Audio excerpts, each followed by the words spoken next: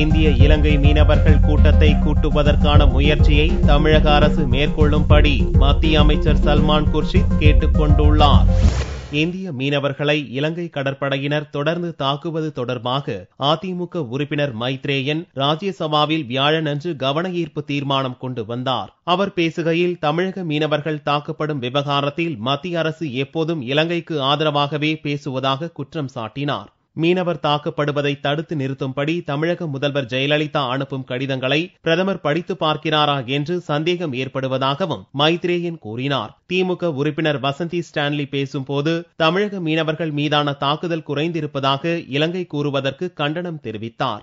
இலங்கை சிறையில் இருக்கும் தமிழக மீனவர்களை மீட்க உடனடியாக நடவடிக்கை எடுக்க வேண்டும் எனவும் வசந்தி ஸ்டான்லி வலியுறுத்தினார். External Affairs Minister of Lanka met our Prime Minister and our Prime Minister made a fervent appeal to consider the release of the fishermen from Tamil Nadu to be released on a humanitarian basis.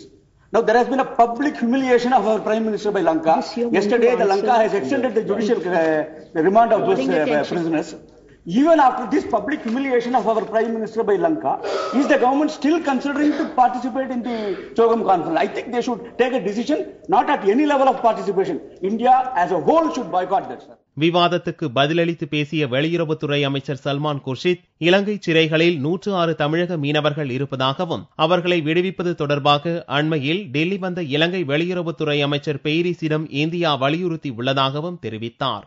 இந்திய கடல் எல்லையில் தமிழக மீனவர்களை தாக்கவில்லை என்று இலங்கை அரசு தெரிவித்துள்ளதாக கூறிய சல்மான் குர்ஷித், இந்த விவகாரம் தொடர்பாக தமிழக இலங்கை மீனவர்கள் கூட்டத்துக்கான தேதியை தமிழக அரசு உறுதி செய்ய வேண்டும் எனவும் கேட்டுக் கொண்டார்.